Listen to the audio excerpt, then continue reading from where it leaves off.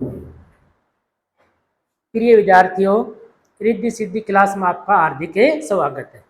आज हमारी क्लास रहेगी हिंदी की। जो हिंदी की क्लास का टॉपिक रहेगा व्याकरण। जो सभी कंपटीशन राजस्थान की आरपीएस, हरियाणा एचएससी जैसे रीट है, सेकंड ग्रेड है, बीएसटीसी है, असिस्टेंट प्रोफेसर ग्रुप सी और डी, तो हमारा टॉपिक क्या है? व्याकरण। सबसे पहले व्याकरण का परिचय क्या होगा? व्याकरण किसे कहते हैं? अशुद्ध भाषा को शुद्ध रूप में लिखना, शुद्ध रूप में पढ़ना और शुद्ध रूप में उच्चारण करना, उसे क्या कहते हैं? व्याकरण। सीधा सा अर्थ है अशुद्ध भाषा को शुद्ध रूप में विश्लेषण करना, उसे क्या कहेंगे? व्याकरण। जैसे आशीर्वाद,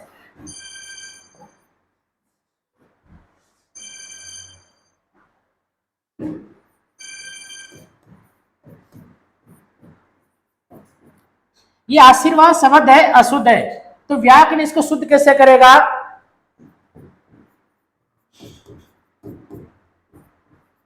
आशीर्वाद। अशुद्ध भाषा को शुद्ध रूप में लिखना, शुद्ध रूप में पढ़ना और शुद्ध रूप में उच्चारण करना, उसे क्या कहते हैं? व्याकरण। तो कहने का तात्पर्य है अशुद्ध भाषा को शुद्ध रूप में लिखना, उसे क्या कहेंगे? व्याकरण। जैसे मैंने लिख दिया महादेव वर्मा, महादेवी वर्मा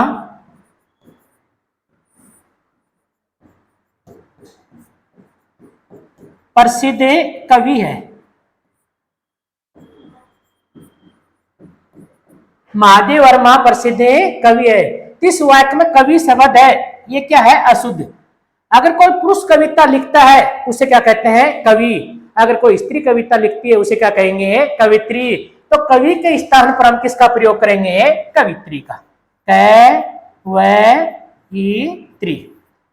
तो अशुद्ध भाषा को शुद्ध रूप में लिखना, उसे क्या कहते हैं? व्याकरण। आगे चलकर होता है व्याकरण शब्द में कौन सी संधि है? यण संधि। व्याकरण का संधि विच्छेद क्या होगा? व्याकरण में संधि है यण, इसका संधि विच्छेद करेंगे वी प्लस आकरण।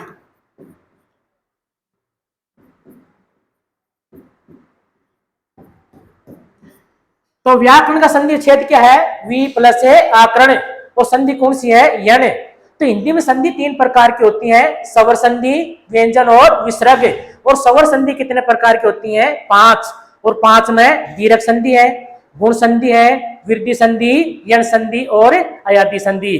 तो व्याकरण शब्द में संधि कौन सी है? यण संधि। और इसका संधि विच्छेद होगा वी प्लस आकरण। तो आके पूछ ले व्याकरण शब्द में कितने उपसर्ग हैं? तो व्याकरण शब्द में हमारे 2 उपसर्ग होंगे, एक तो होगा वी, दूसरा होगा आ प्लस करण। तो व्याकरण शब्द में 2 उपसर्ग होगा, एक तो वी, एक आ। तो व्याकरण में कितने उपसर्ग हो गए? 2। तो करण है, ये मूल शब्द है। करण क्या है? मूल शब्द। मूल शब्द किसे कहते हैं? जिस शब्द के हम कोई टुकड़े नहीं कर सकते, उसे क्या कहेंगे? मूल शब्द। प्रिय विद्यार्थियों, तो व्याकरण का सामान्य परिचय है अशुद्ध भाषा को शुद्ध रूप में लिखना, शुद्ध रूप में पढ़ना और शुद्ध रूप में उच्चारण करना, उसे क्या कहते हैं? व्याकरण। और व्याकरण का संधि विच्छेद होगा वी प्लस आकरण। और इसमें संधि कौन सी है? यण। अब अगला प्रश्न यह आता है व्याकरण शब्द का अर्थ क्या है? व्याकरण शब्द का अर्थ है शब्दों की व्याख्या करना, शब्दों की व्याख्या करना, व्याख्या करना। व्याकरण शब्द का अर्थ होगा शब्दों की व्याख्या करना। जैसे मैंने लिख दिया राम पत्थर लिखता है, राम पत्थर लिखता है। तो अब राम की व्याख्या कैसे करेगा? आप पूछेगा राम शब्द यह पुल्लिंग है कि स्त्रीलिंग है? तो कहेगा यह राम शब्द क्या है? पुल्लिंग। तो कहेगा राम का प्रयोग या एक वचन में है या बहुवचन में? तो राम का प्रयोग या किस में है? एक वचन में। या राम का प्रयोग वर्तमान है या भूतकाल या भविष्य काल? तो राम का प्रयोग या किस में है? वर्तमान काल में। और पूछेगा राम कृतवाच है, क्रमवाच या भाववाच? तो राम शब्द में क्या है? कृतवाच। और पूछेगा राम शब्द में अकर्मक क्रिया या सकर्मक? तो क्या करोगे? सकर्मक क्रिया। अब अगला क्वेश्चन ये आता है जो व्याकरण शब्द है इसको हम 3 भागों में विभाजित करते हैं। कितने भागों में विभाजित करते हैं? 3। नंबर 1 है वर्ण, नंबर 2 शब्द, नंबर 3 वाक्य। व्याकरण के कितने अंग हैं या व्याकरण को कितने भागों में विभाजित करते हैं? तो उत्तर आएगा 3, वर्ण, शब्द और वाक्य। आप पूछे सबसे छोटा भाग कौन सा है? वर्ण, और सबसे बड़ा भाग कौन सा है? वाक्य। तो कहने का अर्थ है जो व्याकरण है इसको हम 3 भागों में विभाजित करते हैं, वर्ण, शब्द और वाक्य। सबसे छोटा भाग व्याकरण का रहेगा वर्ण, और सबसे बड़ा भाग क्या रहेगा? वाक्य। वर्णों हम किन का अध्ययन करेंगे? वर्णों हम अध्ययन करेंगे एक तो स्वरों का, किसका करेंगे? स्वर का, और दूसरा किसका करेंगे? व्यंजन का। जो वर्ण भाग है इसमें हम दोनों का अध्ययन करेंगे, स्वर और व्यंजनों का। स्वर कितने होते हैं और व्यंजन कितने होते हैं, और इनका अलग अलग आधार पर इनका अलग अलग क्या करेंगे? विभाजन। स्वरों का अलग विभाजन होगा और व्यंजनों का अलग विभाजन। और शब्द विचार में हमारा टॉपिक आएंगे संज्ञा। शब्द विचार में हम किसका करेंगे? संज्ञा, सर्वनाम, विशेषण,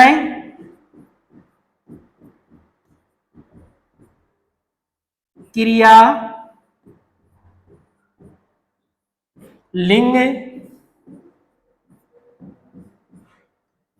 वचन,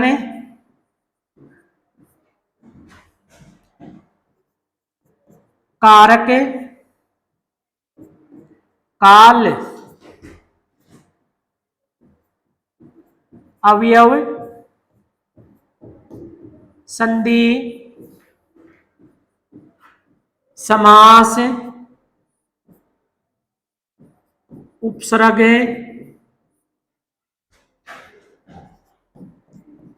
प्रत्यय, विलोम,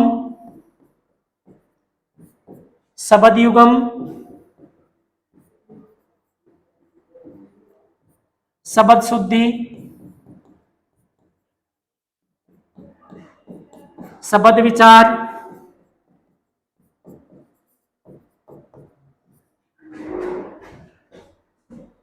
विराम चिन्ह।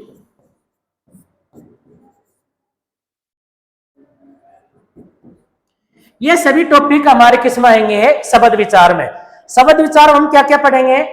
संज्ञा, सर्वनाम, विशेषण, क्रिया, लिंग, वचन, कारक, काल, अवयव, संधि, समास, उपसर्ग, प्रत्यय, विलोम शब्द, शब्द युगम, शब्द शुद्धि, शब्द विचार, विराम चिन्ह, पर्यावाचक शब्द, अनेकार्थक शब्द, एकार्थक शब्द। ये सभी टॉपिक किस में आएंगे? शब्द विचार में। और वाक्य विचार में हमारे क्या आएगा? लोकोक्ति,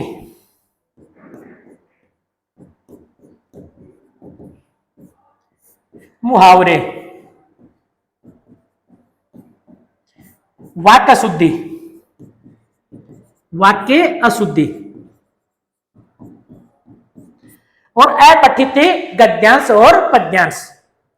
वाक्य विचार में लोकोक्ति, मुहावरा, वाक्य शुद्धि, अपठित गद्यांश और पद्यांश।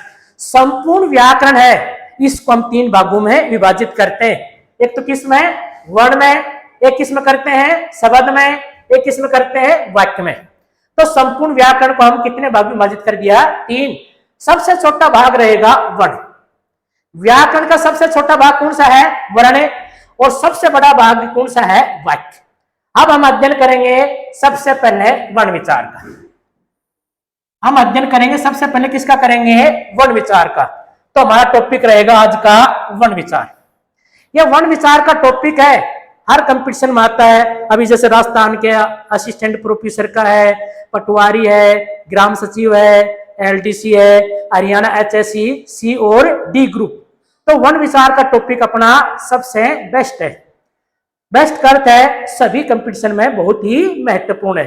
तो पहला टॉपिक रहेगा वर्ण विचार। वर्ण विचार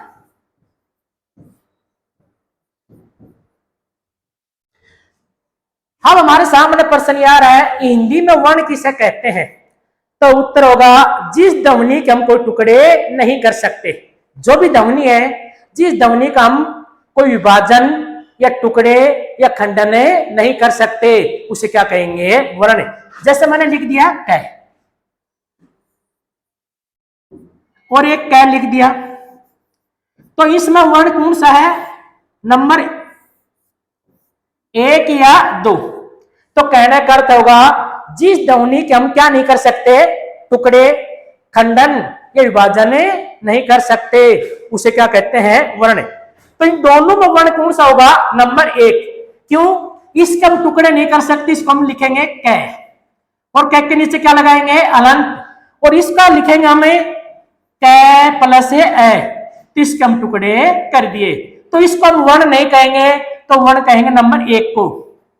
क्यों कहेंगे, जिस ध्वनि के हम टुकड़े नहीं कर सकते, उसे क्या कहेंगे, वर्ण। सेकंड परिभाषा है लिखित रूप से। लिखित का अर्थ है लिखा हुआ, लिखित रूप से भाषा की सबसे छोटी इकाई, तो नंबर 1 आएगा। तो लिखने में इस कै को तो हम ये लिखेंगे कै, और इस कै को क्या लिखेंगे, कै प्लस ए। तो लिखने में सबसे छोटा रूप कौन सा है, नंबर 1। तो लिखित रूप से भाषा की सबसे छोटी इकाई, तो आपका उत्तर क्या रहेगा, वर्ण। वर्ण की 2 परिभाषा होगी, जिस ध्वनि के हम टुकड़े नहीं कर सकते, उसे क्या कहते हैं, वर्ण। सेकंड, लिखित रूप से भाषा की सबसे छोटी इकाई, तो क्या होगा, वर्ण। तीसरी परिभाषा क्या बनेगी, भाषा की सबसे छोटी इकाई। जैसे भाषा है और भाषा की सबसे छोटी इकाई, उसे क्या कहेंगे, वर्ण। तो 3 परिभाषा बनी वर्ण की, जिस ध्वनि के हम टुकड़े नहीं कर सकते, उसे क्या कहेंगे, वर्ण। और लिखित रूप से भाषा की जब सबसे छोटी इकाई है, उसे क्या कहेंगे, वर्ण। और भाषा की सबसे छोटी इकाई, उसे क्या कहेंगे, वर्ण। कहने का अर्थ है अगर जिस व्यंजन के नीचे हलंत लगाया जाता है उसमें स्वर नहीं होता। जैसे मैंने लिख दिया कै, अगर कै के नीचे हलंत लगा दिया तो इसमें स्वर नहीं होता। जिस व्यंजन में स्वर नहीं होता उसके नीचे क्या लगाया जाता है, हलंत। और हलंत कब हटाया जाता है, जिस व्यंजन में हम स्वर जोड़ देंगे। जिस व्यंजन में स्वर जोड़ देंगे तो इस हलंत को हम हटा देंगे। तो स्वर जोड़ेंगे तो ये हलंत को हटाकर क्या लिखेंगे, कै। हलंत का प्रयोग कब होता है, जिस व्यंजन में स्वर नहीं होता उसके नीचे क्या लगाया जाता है, हलंत। और हलंत कब होता है, जिस व्यंजन में स्वर जोड़ देते हैं तो हलंत को हमें हटाते हैं। तो कहने का अर्थ है ये तो क्या कहलाएगा, वर्ण। जिसके नीचे हलंत लगा रहता है उसको हम लिख सकते हैं। जिस वर्ण के नीचे हलंत लगा रहता है उसको हमें लिख सकते हैं, लेकिन उसका उच्चारण नहीं कर सकते। तो कहने का तात्पर्य है, कह रहा है कि जिस व्यंजन के नीचे हलंत लगा रहेगा उसको हमें लिख सकते हैं, लेकिन उसका उच्चारण नहीं कर सकते। और जिसके नीचे हलंत नहीं है उसको हम लिख भी सकते और उच्चारण भी कर सकते हैं। इसका उच्चारण होगा कै। तो इसमें कै और एक की ध्वनि आ रही है, इसका उच्चारण करेंगे कै, तो इसमें एक का स्वर नहीं आता। अब हमारे सामने प्रश्न आता है इसको तो क्या कहेंगे, वर्ण। और इसको क्या नाम देंगे, तो इसको कहेंगे अक्षर। क्या नाम दोगे, अक्षर। जिस व्यंजन के नीचे हलंत लगा रहेगा वह तो वर्ण कहलाएगा, और जिस व्यंजन में हम स्वर जोड़ देंगे तो उस वर्ण नहीं कहकर क्या कहेंगे, अक्षर कहेंगे। उसे क्या कहेंगे, अक्षर। अब आता अक्षर किसे कहते हैं, जैसे मैंने लिख दिया राम। अब आपसे पूछेंगे राम शब्द में कितने अक्षर है, तो राम शब्द में हमारे 2 अक्षर होंगे, एक तो रा, दूसरा क्या होगा, मैं। अक्षर किसे कहते हैं, एक ही समास के झोंके से, एक ही समास के झोंके से जिस वर्ण का उच्चारण होता है, एक ही समास के झोंके से जिस वर्ण का उच्चारण होता है उसे हम क्या कहेंगे, अक्षर। तो जैसे राम का आप उच्चारण करेंगे तो राम का उच्चारण करेंगे तो इसमें समास के 2 झोंके लगेंगे। राम एक तो आ रहा है रा, एक आ रहा है मैं, तो राम शब्द में कितने अक्षर हो गए, 2। अब हमारे सामने आता है कमल, तो कमल में कितने अक्षर होंगे, 3, कै, मैं और ले। तो कहने का अर्थ है अगर जिस व्यंजन में स्वर जुड़ जाता है वो क्या बन जाता है? अक्षर। उसे क्या कहेंगे? अक्षर। अगला क्वेश्चन आता है हिंदी में, ध्वनि किसे कहते हैं? ध्वनि जो हमें सुनाई तो देती है लेकिन दिखाई नहीं देती, उसे क्या कहेंगे? ध्वनि। जो ध्वनि है, जो सुनाई देगी लेकिन दिखाई नहीं देगी, उसे क्या कहते हैं? ध्वनि। अर्थात मौखिक रूप से, अर्थात मौखिक रूप से भाषा की सबसे छोटी इकाई। मौखिक का अर्थ है जो उच्चारण करते हैं, मौखिक रूप से भाषा की सबसे छोटी इकाई क्या कहेंगे? ध्वनि। अगर लिखित रूप से पूछें, अगर लिखित रूप से भाषा की सबसे छोटी इकाई, तब तो हमें करना होगा वर्ण। अगर मौखिक रूप से पूछें भाषा की सबसे छोटी इकाई, तो हमें क्या करना होगा? ध्वनि। प्यारे विद्यार्थियों, ध्वनि समझ में आ गई। तो अगला हम कहेंगे हिंदी में शब्द किसे कहते हैं? अगला प्रश्न हमारा है शब्द विचार। शब्द किसे कहते हैं हिंदी में? दो या दो से अधिक, दो या दो से अधिक सार्थक वर्ण और उनका जो समूह बनेगा उसे हम क्या कहेंगे? शब्द। शब्द की परिभाषा है दो या दो से अधिक सार्थक वर्णों के समूह को क्या कहेंगे? शब्द। जैसे मैंने लिख दिया कै प्लस मैं प्लस ले। कहने का अर्थ है ये वर्ण है, जब हम इसको शब्दों में लिखेंगे तो इनके नीचे हलंत है, जब हलंत है तो इनको हम क्या लिखेंगे? इनका हलंत हटाएंगे तो आधा क्या लिखेंगे? कै। आधा मैं और ले, तो ये बनेगा कमल। करा कि ये वर्ण है, ये क्या है? निरर्थक। सार्थक शब्द किसे कहते हैं? सार्थक वर्ण किसे कहते हैं? जिन शब्दों का कोई अर्थ निकलेगा उसे क्या कहेंगे? सार्थक। कई बार पूछा जाता है सार्थक शब्द का विलोम शब्द क्या है? तो सार्थक शब्द का विलोम शब्द रहेगा निरर्थक। और निरर्थक शब्द किसे कहते हैं? जिस शब्द का कोई अर्थ ही नहीं निकलता। तो कहने का अर्थ है अगर वर्ण सार्थक होंगे, वर्ण क्या रहेंगे? सार्थक। जब सार्थक वर्ण होंगे तो शब्द भी क्या बनेगा? सार्थक। अगर वर्ण निरर्थक होंगे तो शब्द भी क्या बनेगा? निरर्थक। अब इस शब्द का कोई अर्थ निकलता है? नहीं, क्योंकि ये वर्ण सार्थक नहीं। जब इनको हम सार्थक बनाएंगे तो इनमें स्वर जोड़ देंगे। जब स्वर जोड़ेंगे तो कै प्लस मैं प्लस ले, तो क्या बन जाएगा? कमल। अब कमल शब्द का अर्थ क्या निकलता है? पुष्प या फूल। ये कमल शब्द क्या है? सार्थक। और ये क्या है? निरर्थक। ये वर्ण क्या थे? निरर्थक। और निरर्थक किसे कहते हैं? जिन वर्णों का कोई सार्थक अर्थ नहीं निकलता। और सार्थक वर्ण क्या कहेंगे? जिनका कोई ना कोई अर्थ निकलता। अगर मैं इसको उल्टा लिख दूं, लमक, यह शब्द क्या है? निरर्थक। क्यों?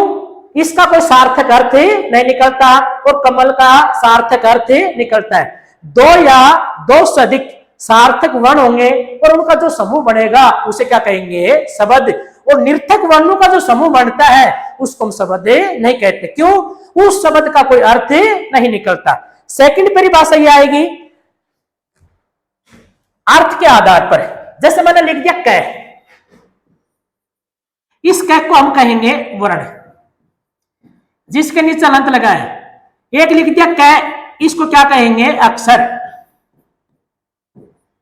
दूसरा काम, इसे क्या कहेंगे? शब्द। चौथा राम काम करता है, इसे क्या कहेंगे? वाक्य।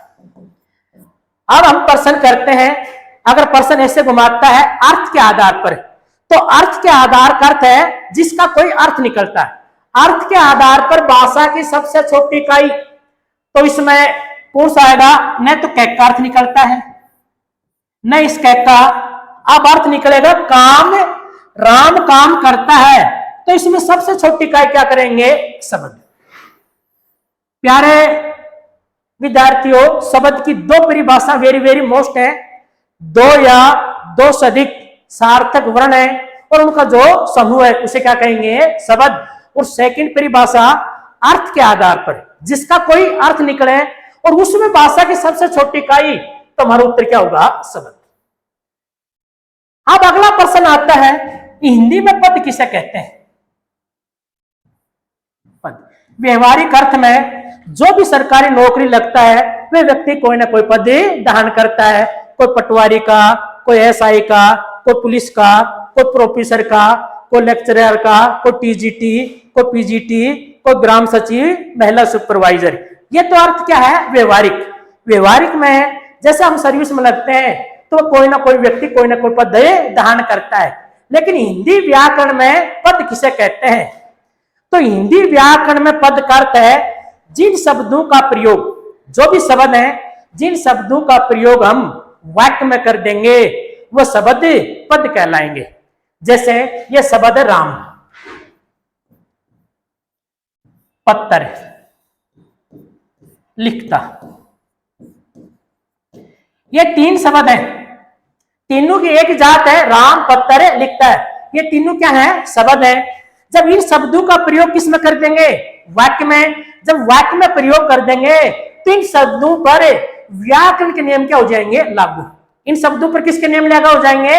व्याकरण का। तो इनको पद बनाएंगे तो कैसे बनाएंगे? तो इनका प्रयोग हम वाक्य में करेंगे तो क्या बनेगा वाक्य? राम पत्थर लिखता है। अब आपके सामने अंडरलाइन कर दे ये राम शब्द या पद, तो हम इसको शब्द नहीं कहेंगे, तो इसको क्या नाम देंगे? पद। अब इस पर व्याकरण के नियम लागू कैसे हुए? आप पूछेंगे राम शब्द या पुल्लिंग में प्रयोग हुआ या स्त्रीलिंग में, तो कहेंगे राम शब्द का प्रयोग यहाँ पुल्लिंग में। तो राम का प्रयोग यहाँ एक वचन या बहुवचन, तो हमारा उत्तर होगा राम का प्रयोग किसमें है? एक वचन। या राम का प्रयोग वर्तमान काल में है, भूतकाल या भविष्य काल में, तो हमारा उत्तर होगा राम का प्रयोग किसमें है? वर्तमान काल में। राम का प्रयोग यहाँ कर्मक क्रिया में हुआ है, सकर्मक में, तो हमारा उत्तर होगा सकर्मक क्रिया में। या राम का प्रयोग कृत्यवाच, कर्मवाच या भाववाच, तो हमारा उत्तर होगा कृत्यवाच। करेक्ट। जिन शब्दों का प्रयोग हमें वाक्य में कर देते हैं वो शब्द क्या कहलाते हैं? पद। पद क्यों कहलाएंगे? इन शब्दों पर व्याकरण के नियम क्या हो जाते हैं? लागू। इन शब्दों पर क्या हो जाएंगे? व्याकरण के नियम में लागू। तो पद की परिभाषा क्या होगी? जो भी शब्द है जिन शब्दों का प्रयोग वाक्य में कर देंगे वो शब्द नहीं कहलाएंगे, वे क्या कहलाएंगे? पद। जैसे पंखा, चलता, ये दोनों क्या है? शब्द। जब इनको हम पद बनाएंगे तो क्या लिखेंगे? पंखा चलता है। अब ये पंखा शब्द है, ये क्या कहलाएगा? पद। ये क्या कहलाएगा? पद। पद का अर्थ है जो भी शब्द है जिन शब्दों का प्रयोग किस में कर देंगे? वाक्य में, वो शब्द क्या कहलाएंगे? पद। दोस्तों, पद की परिभाषा में कोई किसी प्रकार का कोई डाउट नहीं है। अगला प्रश्न ये आता है, हिंदी में वाक्य किसे कहते हैं? वाक्य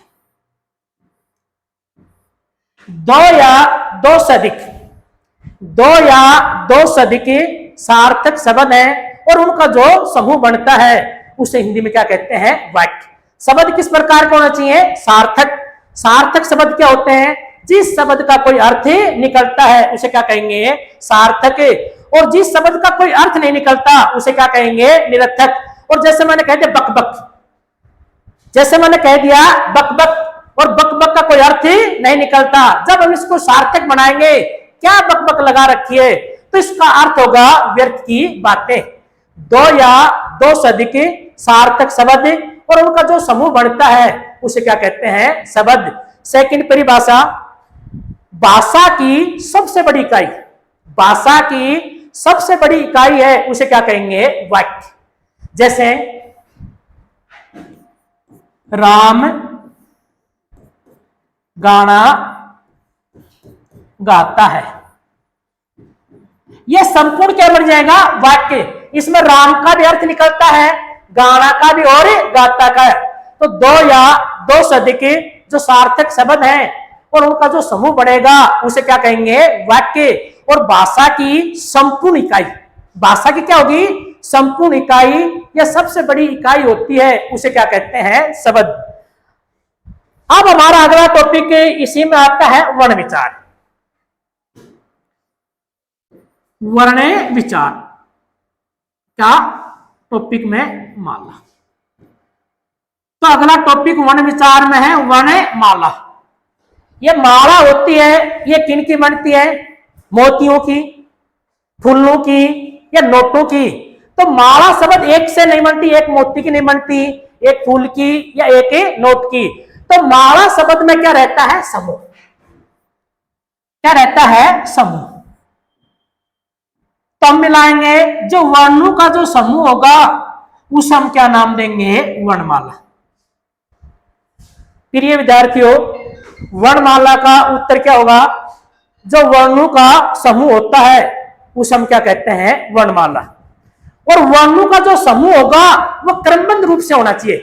वर्णों का समूह में जो वर्ण है वह क्या होना चाहिए, क्रमबद्ध। सबसे पहले ए आएगा, ए के बाद किस कौन सा वर्ण आएगा, आ।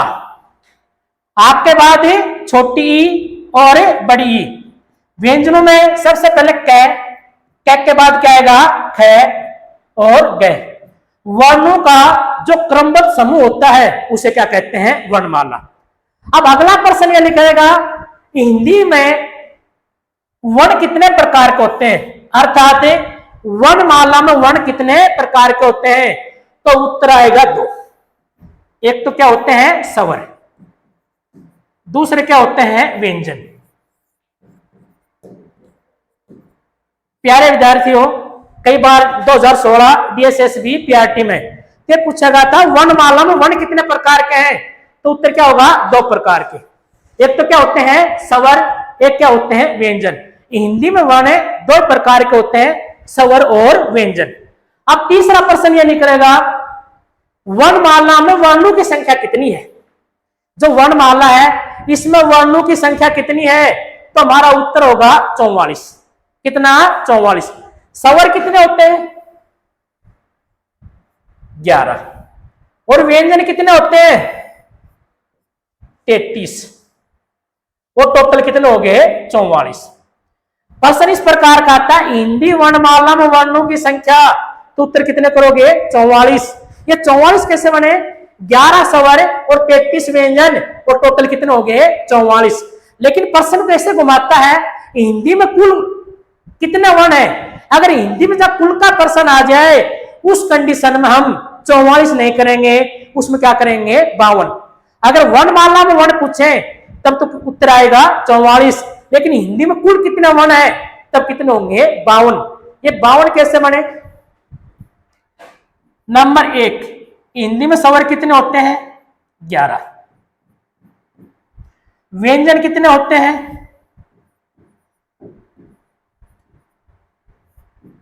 33। इनको हिंदी में क्या कहते हैं, छ, त्र, ग्रह और श्रय। इनको हिंदी में कहते हैं संयुक्त व्यंजन। इनको हिंदी में क्या कहते हैं, संयुक्त व्यंजन। संयुक्त व्यंजन क्या होता है, जो व्यंजन दो वर्णों के योग से बना होता है उसे क्या कहते हैं, संयुक्त व्यंजन। और संयुक्त व्यंजनों की संख्या क्या है, 4। नंबर 3, 4।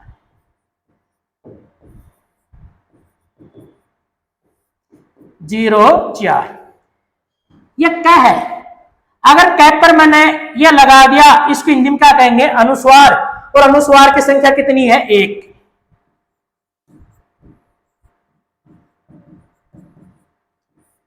0, 1। ये क्या है, अगर कह का आगे ये लगाएंगे इसे हिंदी में क्या कहेंगे, विसर्ग।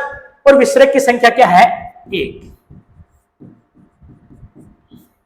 0, 1। इन दोनों को अनुस्वार और विसर्ग को हम अयोग वाय भी कह सकते हैं।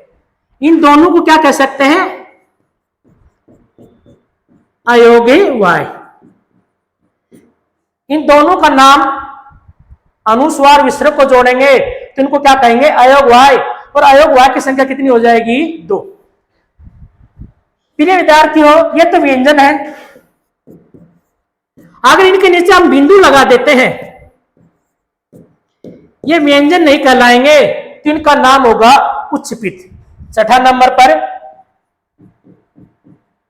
उच्चपित भी कह सकते हैं, इनको तारण जात भी कह सकते हैं, और या द्विगुण भी कह सकते हैं। इनकी संख्या क्या है? 0, 2। टोटल कितने होंगे? 52। उच्चपित का अर्थ होता है फेंका हुआ। उच्चपित का अर्थ क्या होगा? फेंका हुआ। अगर किसी चीज को हम छत पर है, एक हाथ पर कागज है और एक हाथ में पत्थर, तो कागज है वो धीरे धीरे पहुंचेगा, पत्थर है वह तक से नीचे गिरता है। जिन वर्णों का उच्चारण करते समय जो जीवा की नोक है वो झटके से नीचे की ओर गिरती है, तो इनका उच्चारण करते समय जो जीवा की नोक है वो झटके से नीचे की ओर गिरती है। इस कारण इनको क्या कहते हैं? उच्चपित। तारण जात, जैसे भी ढोलक की आवाज होती है, जैसे हम ढोलक बजाते हैं तो उसमें इनकी आवाज आती है डेडम, इस कारण इनको क्या कहते हैं? तारण जात। द्विगुण, एक तो ये व्यंजन है और दूसरा ये उच्चपित गुण ग्रहण कर लिया, तो इनको क्या कहेंगे? द्विगुण। तो कहने का अर्थ है अगर हिंदी में कुल कितने वर्ण है तो करेंगे 52। अगर हिंदी वर्णमाला में वर्ण कितने हैं तब क्या करेंगे? 44। ये 52, स्वर कितने हैं? 11, व्यंजन कितने हैं? 33, और संयुक्त व्यंजन कितने हैं? 4, अनुस्वार 0, 1, विसर्ग 0, 1। अनुस्वार विसर्ग को क्या नाम देंगे? अयोग वाय। इनकी संख्या कितनी होगी? 2।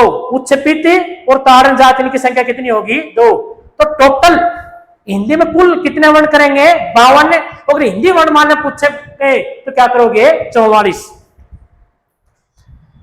अब हमारे सामने प्रश्न ये आ रहा है, हिंदी में वर्ण दो प्रकार के होते हैं, एक तो होते हैं स्वर, एक क्या होते हैं? व्यंजन। एक क्या है? स्वर, एक क्या है? व्यंजन। हिंदी में वर्ण है ये दो प्रकार के हैं, स्वर और व्यंजन।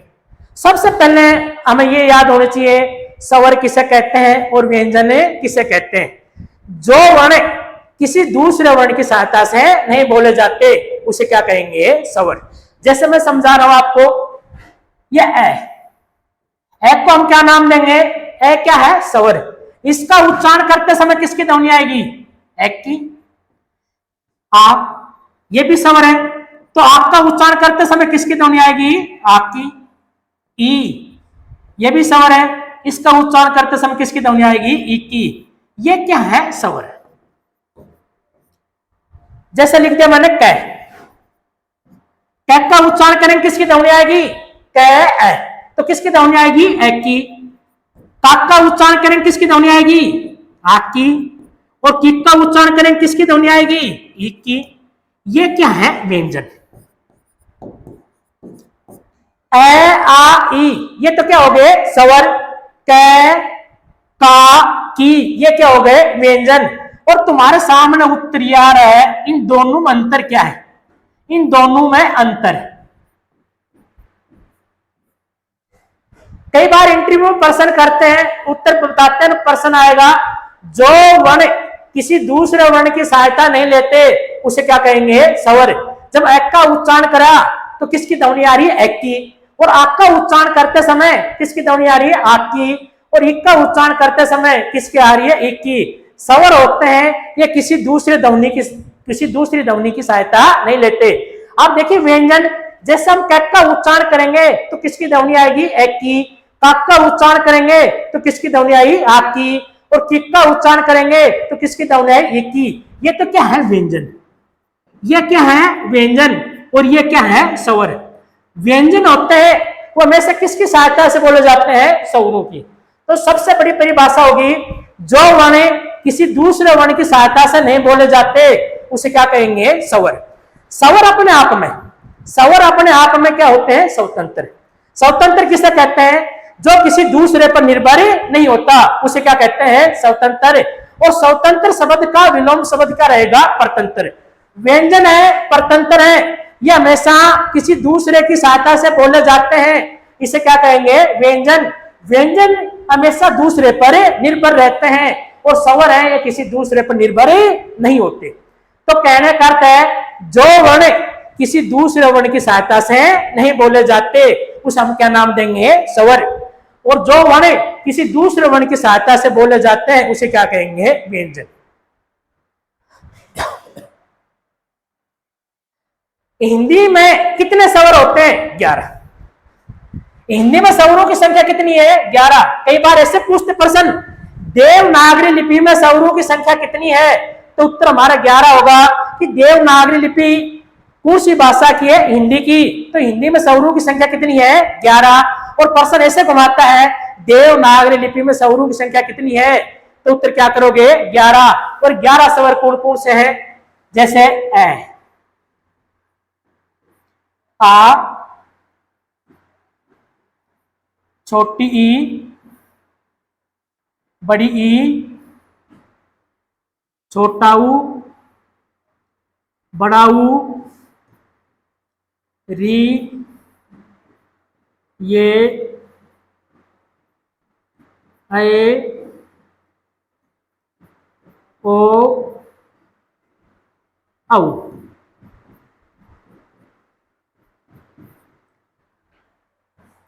हिंदी में स्वर कितने हो गए? 11। ए, आ, छोटी ई, बड़ी ई, छोटा ऊ, बड़ा ऊ, री, ये, ए, ओ, औ। तो अगला प्रश्न ये बनेगा, हिंदी में स्वर तो कितने होते हैं? 11। और आपसे पूछ लें स्वरों की कितनी मात्राएं हैं? स्वरों की कितनी मात्राएं हैं? तो हमारा उत्तर आएगा 10। स्वर कितने होते हैं? 11। और स्वरों की मात्रा कितनी होती है? 10। कौन सा स्वर है जिसकी कोई मात्रा नहीं है? ए स्वर की कोई मात्रा नहीं है। प्रिय विद्यार्थियों, कौन सा स्वर जिसकी कोई मात्रा नहीं है? जैसे मैंने लिख दिया कै, अगर कै में हम ए जोड़ेंगे तो कोई मात्रा लगेगी नहीं, तो क्या लिखेंगे? कै। अगर कै में हम आ जोड़ते हैं तो क्या लिखेंगे? का। और का की मात्रा क्या है? ए स्वर की कोई मात्रा नहीं। आ स्वर की मात्रा यह है, छोटी की मात्रा यह है, बड़ी की मात्रा यह है, छोटे ऊ की मात्रा ये, बड़े ऊ की मात्रा ये री की मात्रा है, एक की, आई की ये मात्रा है, ओ की ये मात्रा है, और औ की ये मात्रा। तो मात्रा कितनी होगी? 10। स्वर कितने होते हैं? 11। और स्वरों की मात्रा कितनी होती है? 10। कौन सा स्वर जिसकी कोई मात्रा नहीं है? जिस स्वर की कोई मात्रा नहीं, उस स्वर का नाम है उदासीन। उस स्वर को हम क्या कहते हैं? उदासीन स्वर। मैंने आपको कई बार क्लास में भी पता है, जिस स्वर की कोई मात्रा नहीं उसको हम क्या कहेंगे? उदासीन स्वर। तो ए स्वर की कोई मात्रा नहीं होती है। स्वर कितने होते हैं? 11। और स्वरों कितनी मात्रा होती है? 10। जो भी व्यंजन है, अगर जिस व्यंजन में हम स्वर जोड़ेंगे तो स्वरों के हमेशा क्या जुड़ेंगी? मात्रा। जैसे कै है, अगर कै में हम छोटी जोड़ेंगे तो छोटी की मात्रा क्या होगी? ये। तो क्या लिखेंगे? की। क्या लिखेंगे? की। अगर कै है, अगर कै में हम ऊ जोड़ेंगे तो की मात्रा क्या होगी? ये। इसे क्या लिखेंगे? कु। कहने का अर्थ है, जो भी व्यंजन है, अगर जिस व्यंजन में हम स्वर जोड़ेंगे तो हमेशा स्वरों की क्या जुड़ती है? मात्राएं। स्वर तो होते हैं 11, लेकिन स्वरों की मात्रा कितनी होती है? 10। कौन सा स्वर जिसकी कोई मात्रा नहीं है? जिस स्वर की कोई मात्रा नहीं, उस स्वर का नाम क्या है? उदासीन। उस स्वर का नाम क्या है? उदासीन स्वर कहते हैं। उसे क्या कहते हैं? उदासीन। जैसे आपने देखा होगा, जैसे स्वर होते हैं, इनका आगे ये लिखे होते हैं और ये। बताइए, इनकी गिनती हम स्वरों में करते हैं? नहीं करते। इनकी गिनती हम व्यंजनों में करते हैं? नहीं करते। तो इनका क्या नाम है? इन्हें कहेंगे अयोगवाय। इनका नाम क्या है? अयोगवाय। कहने का अर्थ है, जो न तो स्वर होता है और न ही व्यंजन होता है, उसे क्या कहते हैं? अयोगवाय। जो न तो स्वरों के साथ जुड़ता है और न ही व्यंजनों के साथ, उसे क्या कहेंगे? अयोगवाय। तो कहने का अर्थ में इसको, योग का अर्थ क्या होता है? जुड़ना। प्रिय विद्यार्थी, मैंने कई बार बताया योग का अर्थ क्या होता है? जुड़ना। के तो किन के साथ जुड़ेगा? स्वरों के साथ। अगर स्वरों के साथ नहीं तो किसके साथ जुड़ेगा? व्यंजनों के साथ। योग का अर्थ होता है जुड़ना। किनके साथ? स्वर या व्यंजन के साथ। हिंदी में कोई भी शब्द हो, अगर जिस शब्द के पहले ए जोड़ेंगे, हिंदी में एक्स वाई जेड कोई भी शब्द हो, जिस शब्द के पहले ए जोड़ेंगे वह अनिवार्य रूप से किस कर देगा, नहीं का।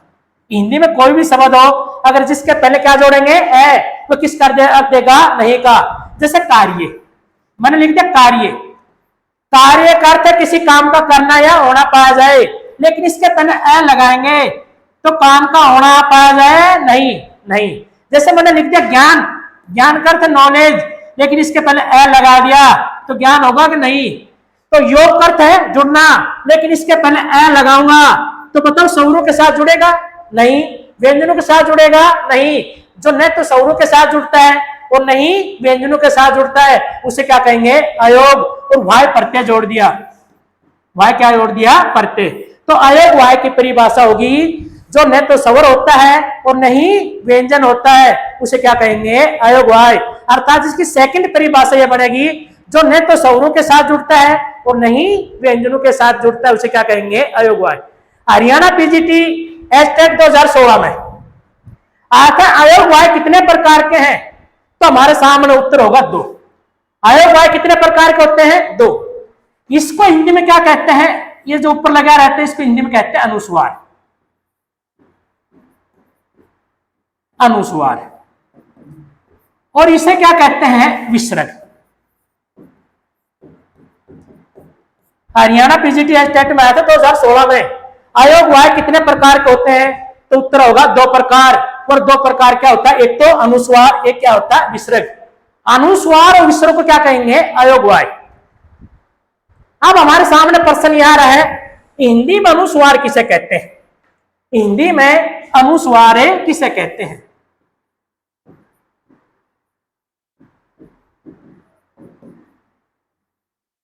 अनुस्वार का चिन्ह यह है, अगर जिस पर लगाया जाता है इसको अनुस्वार कहते हैं। आजकल अनुस्वार के स्थान पर नासिक व्यंजनों का भी प्रयोग करने लगे। अनुस्वार का उच्चारण करते समय जो ध्वनि और हवा है वह नाक के द्वारा बाहर निकलेगी। जैसे हम अनुस्वार का प्रयोग करते हैं तो उसका उच्चारण करेंगे तो ध्वनि और हवा है वह किसके द्वारा बाहर निकलेगी, नाक के द्वारा। अनुस्वार से पहले, जैसे अनुस्वार है, अनुस्वार से पहले एक का स्वर रहेगा। किसका स्वर रहेगा, एक का। 11 स्वर होते हैं और कौन सा स्वर है जिस पर अनुस्वार का प्रयोग होगा, एक का। ए स्वर पर किसका प्रयोग करेंगे, अनुस्वार का।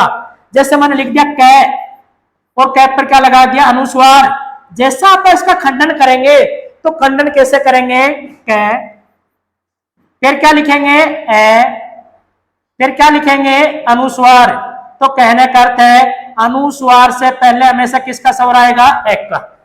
किसका स्वर आएगा, एक का। अनुस्वार के बाद, अनुस्वार के बाद कौन सा वर्ण आएंगे, ये, रे, ले, वे, से है। उस वर्ण पर अनुस्वार लगा रहेगा। अनुस्वार का अर्थ है, अनुस्वार का हम जैसे उच्चारण करते हैं तो ध्वनि और हवा किसके द्वारा बाहर निकलती है, नाक के द्वारा। अनुस्वार के बाद कौन से वर्ण आएंगे, ये, रे, ले, वे, से है। तो उस शब्द पर किसका प्रयोग होगा, अनुस्वार का। अगर किसी वर्ण पर कह है, अगर उसमें एक का स्वर है, अगर उस पर अनुस्वार लगा हो, अगर ये, रे, लवे, से को छोड़कर कोई अन्य वर्ण आता है उस पर अनुस्वार नहीं रहेगा। तो मैं क्लियर कर रहा हूं, जैसे मैंने लिख दिया संविधान, संविधान। आप देखो सेम पर अनुस्वार लगा दिया, सेम में किसका स्वर आ रहा है, एक का। और इसके बाद क्या वर्ण आ गया, वह इसमें भी है। तो संविधान में यह है, इसको क्या कहेंगे, अनुस्वार। ये क्या है, अनुस्वार। आप लिख दिया संयोग। देखो अनुस्वार है, अनुस्वार के बाद क्या रहा है, ये, और सेम में किसका स्वर आ है, एक का। ये क्या है, अनुस्वार। अब लिख दिया संगार। देखो अनुस्वार, अनुस्वार के बाद क्या आ गया है, ये क्या है, अनुस्वार, अनुस्वार। अब मैंने लिख दिया संधि। अब इस पर अनुस्वार का प्रयोग नहीं होगा।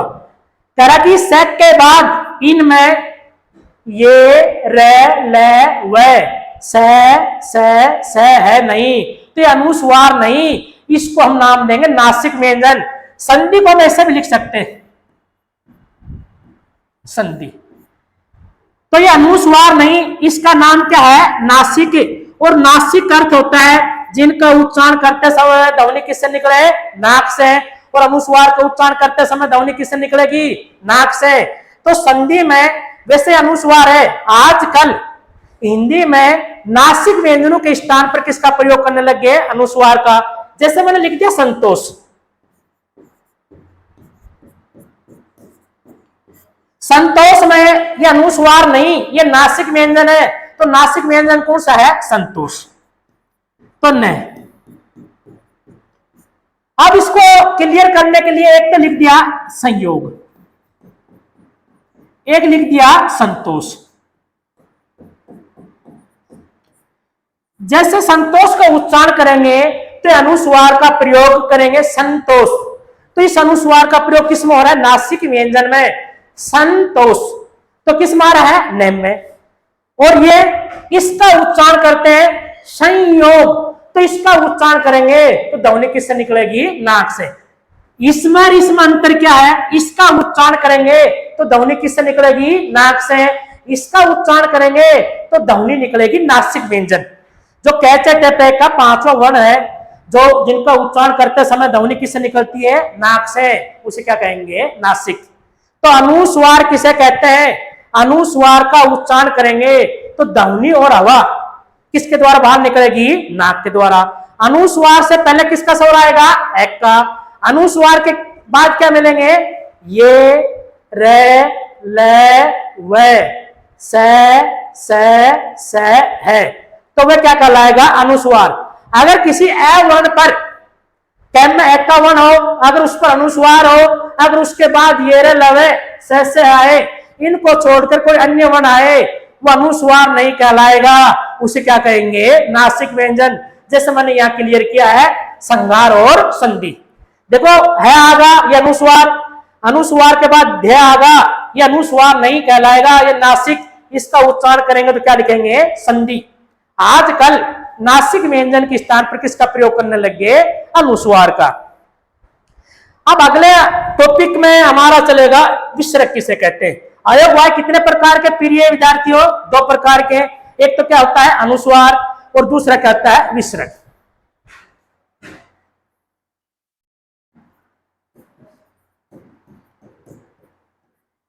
विसर्ग का उच्चारण करते समय, जैसे विसर्ग का उच्चारण करेंगे तो ध्वनि किसकी निकलेगी? एक की। विसर्ग का उच्चारण करते समय ध्वनि किसकी आएगी? एक की। जैसे मैंने लिख दिया प्रातः है। जब प्रातः का तो उच्चारण करेंगे तो ध्वनि किसकी आ रही है? एक की। मैंने लिख दिया अतः, ध्वनि किसकी आएगी? एक की। करेंगे विसर्ग का हम जैसे उच्चारण करेंगे तो हमारी जो ध्वनि किससे निकलेगी? ऐसे, उसे क्या कहेंगे? विसर्ग। और एक और महत्वपूर्ण बात है, एक होते हिंदी में तत्सम शब्द, एक होते हैं तद्भव। एक क्या होते हैं? तत्सम शब्द, एक क्या होते हैं? तद्भव। जिस शब्द में कहीं पर भी, जो भी शब्द है, जिस शब्द में कहीं पर भी विसर्ग का प्रयोग होगा वो शब्द कहलाएगा तत्सम। जिस शब्द में कहीं पर भी किसका प्रयोग होगा? विसर्ग का, वो शब्द क्या कहलाएगा? तत्सम। जैसे दुख का आगे क्या लगा? विसर्ग, या क्या कहलाएगा? तत्सम। अगर इसका विसर्ग हटा देंगे ये किस में चेंज हो जाएगा? तद्भव में। तो तद्भव क्या बनेगा? दुख। यहां किसी प्रकार का डाउट? अनुस्वार की परिभाषा क्लियर, विसर्ग की क्लियर। आयोग वाय दो प्रकार के होते हैं, अनुस्वार और विसर्ग। अनुस्वार किसे कहते हैं और विसर्ग किसे कहते हैं, ये कंप्लीट होगा अनुस्वार का और विसर्ग का। अब अपना अगला टॉपिक है इसमें व्यंजन।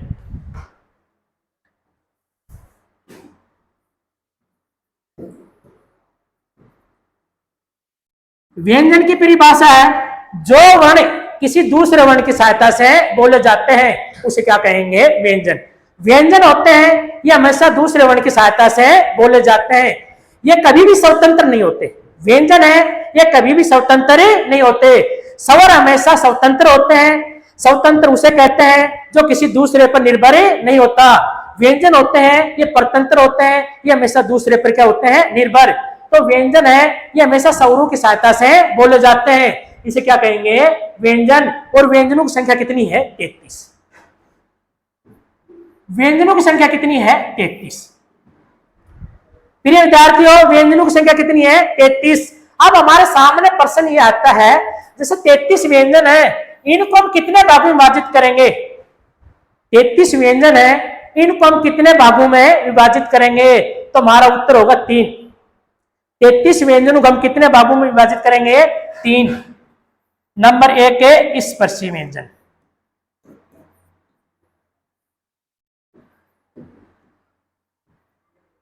नंबर 2 अंतस्थ व्यंजन,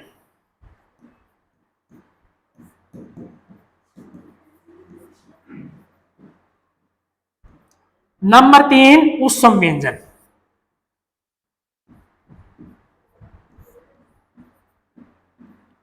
जो 33 व्यंजन है हम इनको 3 भागों में विभाजित करते हैं, स्पर्शी व्यंजन, अंतस्थ व्यंजन, उत्सम व्यंजन। 2015 राजस्थान महिला सुपरवाइजर क्वेश्चन पूछा गया था, स्पर्शी व्यंजनों की संख्या कितनी है। जो 33 व्यंजन है इनमें स्पर्शी व्यंजन कितने हैं, ये राजस्थान महिला सुपरवाइजर का पेपर हुआ था, उसमें पूछा गया था इनकी संख्या कितनी होगी, 25। 33 व्यंजनों में स्पर्शी व्यंजन कितने होंगे, 25। अब आज अंतस्थ व्यंजन कितने होते हैं, 0-4। 0-4।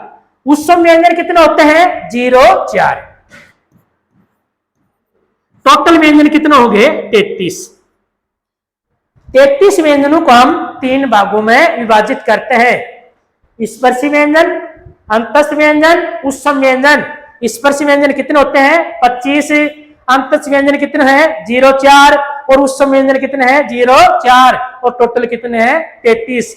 अगला जो कल करवाएंगे, जो स्पर्शी व्यंजन किसे कहते हैं, अंतस्थ व्यंजन किसे कहते हैं, और उत्सम व्यंजन किसे कहते हैं। आज की क्लास यही समापन करते हैं। अगर वीडियो अच्छा लगा तो ज्यादा से ज्यादा आप शेयर करना। धन्यवाद।